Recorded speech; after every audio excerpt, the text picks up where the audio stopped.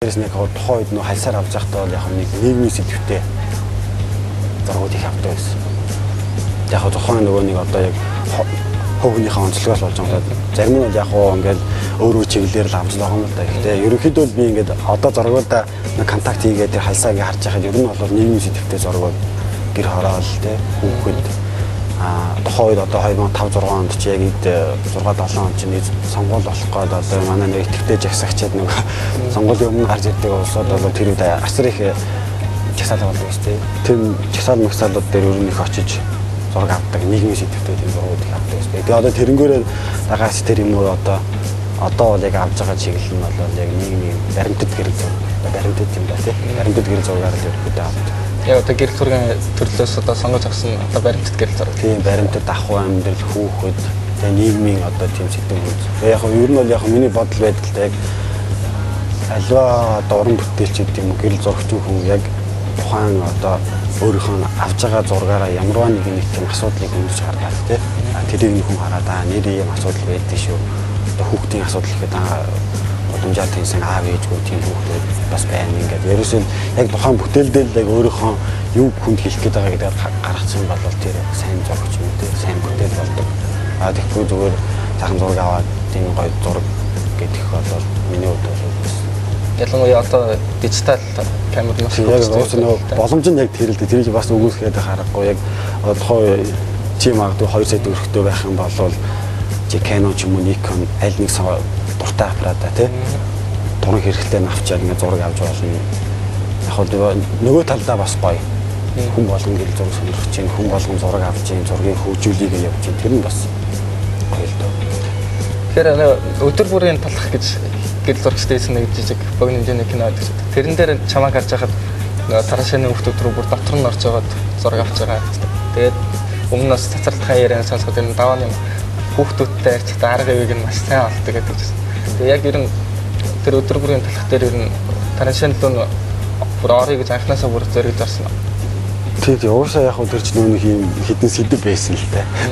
Нөгөө хийж байгаа нөө зэгц фильмийн золоочууд нь иймэрхүү сэдвийн байх гэдэг юм. Яг ерөнхийдөө хүмүүсийг харж байгаа яг ерөнхийдөө тараашаанд орох хүн бас тэр нь байгаа л дээ. Яг үнэ хэлэхэд. Тэгээ яг ерөнхийдөө төрүүлс нөгөө хүүхдийн зураг авах юмтай сонирхолтой.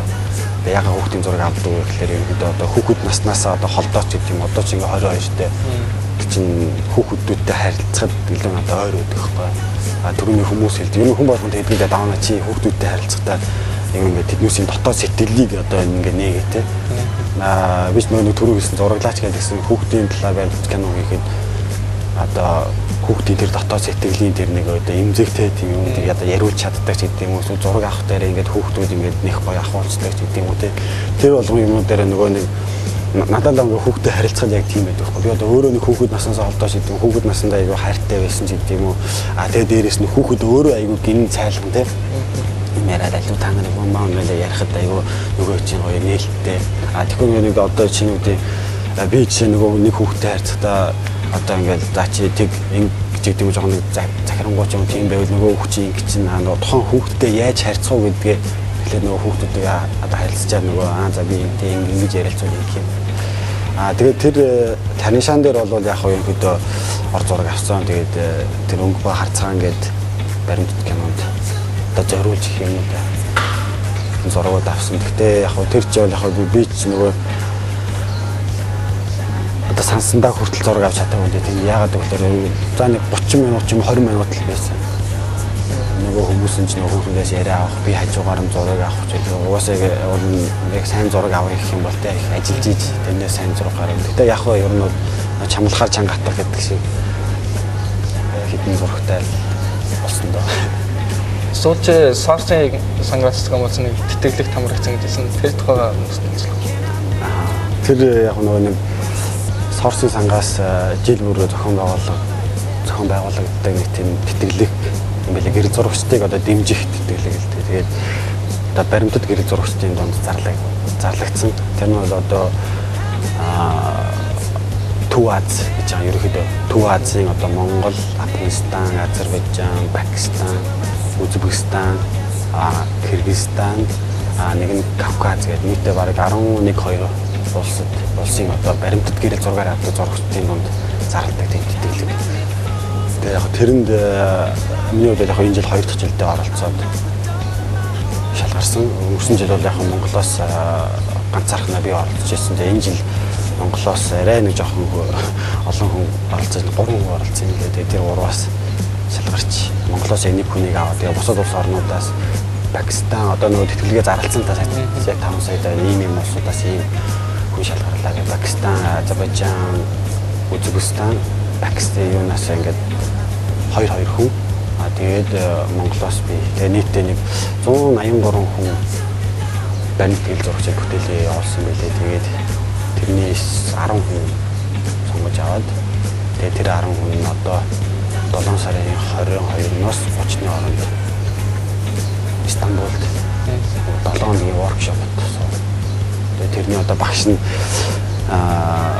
Магно фотосыг одоо бидний одоо яг баримт чиглэлийн яг нөгөө баримт чиглэлээр авдаг гэрэл зурагчид хичээлд нь орох юм бэл. Тэгээд одоо яг одоо бидүүсийн үзэж ингээл зургийг хараад ямар гоё зураг, ямар сайн зураг гэж тийм зургийг үзэж суралцдаг тэр хүмүүсээр одоо хичээл заалах юм билээ. Магно фотосын Чрис Андерсон Нүүр имиж гэдэг бас баримт чиглэлийн сайтны Юрий Козерн гэдэг тийм 2 хүнээс гэрэл зургийн одоо сургалт суугаад тэгээд сүүлийн эхний 4 өдөр тэр хоёроос одоо воркшопын бичээл заалгаад тэгээд сүүлийн 3 өдөр нь одоо мультимедиа чиглэлээр авсан зургаа яаж имжүүлэх үү, яаж дуу муу ингэж хоёр монтажлах уу гэдэг юм тийм бүх чиглэлээр их сургалтанд суугаад тэгээд өөрөөр 8 сараас эхлээл дараа оны 2 сар хүртэл төслийнхөө хүрээнд зураг авав. Тэгээд миний төслийн одоо сэдв нь бол модны хулгайн сэдвээр Монголын модны хулгай чиглэлээ. Тэгээд тэрэн дээр яг ингээд төсөл бичээд хажууд нь одоо Монголд бол яг миний гол үзүүлэх юм нь бол одоо чиглэлтэй болно шүү дээ. Яг Улаанбаатар хотын хойно гэдэг тийм чиглэлтэй уулнаас одоо ингээд одоо зүүн талаас нь одоо чиглэлтэйчүүд мод хулгайлаад одоо арга ирээч юм амьдралаа болгохын тулд ингээд чиглэлтэйчүүд энэ талаас хайлаастайхан энэ талаас дэнжимэн зүүн салаа ингээл 3-4 талаас нь байгаад мод хулгайж авдаг. Тэгээ яг хоттой бас хамгийн ойр байдаг. Тэгээ тэр одоо байгаль мод сүйдүүд одоо сүрчин гэдэг тэр талаас нь бичиж тэгээ нэг 10-аад зураг авсаргаа тэгээ явуулсан. Тэр нөгөө улсууд нийцсэн юм уу тэгэл ямар шалгарсан юм л та. Тэгээд яг тэр төслийнхаа хүрээнд одоо би тэрийг одоо сард одоо 2-3 удаа багштайгаа одоо холбогдоод би яг нөгөө сэдвийнхаа хүрээнд л одоо маргааш би нэг одоо темпо зураг авъя гэж баахан зураг авч байгаа. Тэрнээсээ сонгоод багштаа явуулаад нөгөө багш нь үзэл эдит хийгээл те. Энэ зурагч юм бол чинь энэ болохгүй. За чи маргааш чи дараа сар чи зураг авахдаа одоо орой яваад зураг авах те. Нар бууж авах зураг авах гэдэг юм. Одоо тийм зөвлөгөө өгний зурган дээр тийм даалгавар маягтай. Тэгээд дээрээс нь ингээл тэгээд ерөөсөө за өнөөдрийн ажлаас чи одоо энэ зургууд болцсон байна. Энийг одоо чи сонгочих тий. Тэгээд ингээд 6 сарын турш ингэж явж байгаа л мэдээж тэр чинь одоо яг нөгөө багшийн зөвлөгөөгөөр тэр ингэж явж байгаа нэг бараг 20-30 юм зураг сонгох гэж байна. Тэрнгээрээ 2 сард буцаад Стамбулд очиж үзэсгэлэн гаргаж одоо тийм тэтгэлгийн одоо нэг хаалт тийм ер нь бол яг Монголдо анхных нь одоо анхных өмнө бол ер нь гэж төсөл авч ирсэн юу бол байхгүй. За тэгэхээр чи хоёрын яриа одоо нэлээд өртөөрэй авчлаа. Тэгэхээр чи хоёрын энэ үрээд нь гэлж чамд хамгийн сүүлчийн доор нэг чамд өөрчлөлт. Яг энэ гэрэл зураг гэдэг энэ нэвтрүүлэг хийгээд одоо өнөөдөр яг 7 дахь дугаарт нь би оролцсон. Тэгэхэд бол яг ер нь бол хоёрт баяр хүргье. Ер нь бол яг ингээд хийгээд одоо угаасаа нөгөө юм хийх тусам л одоо эхлээд ингээд нэг чадахгүй юм байж байгаа. Эсвэл одоо хийх тусам ингээд тэрийг чаддаг болдог шиг юм уу.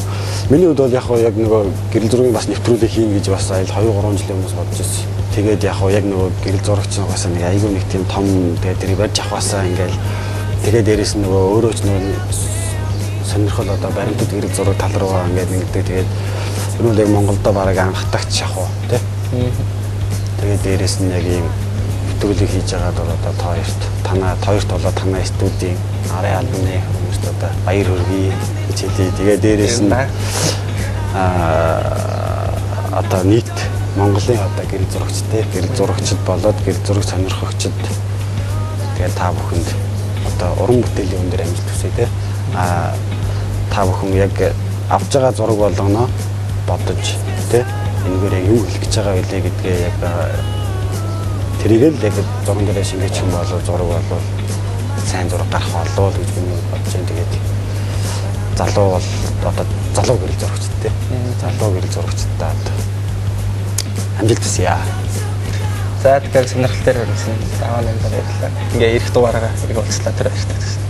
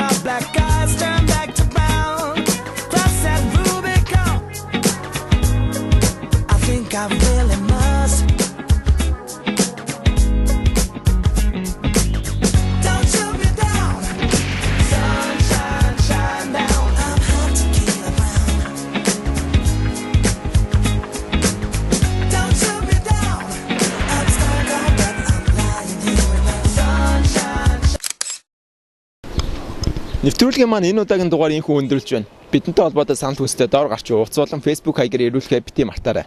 Ингээд ирэх дугаараар уулзлаа түр баяртай.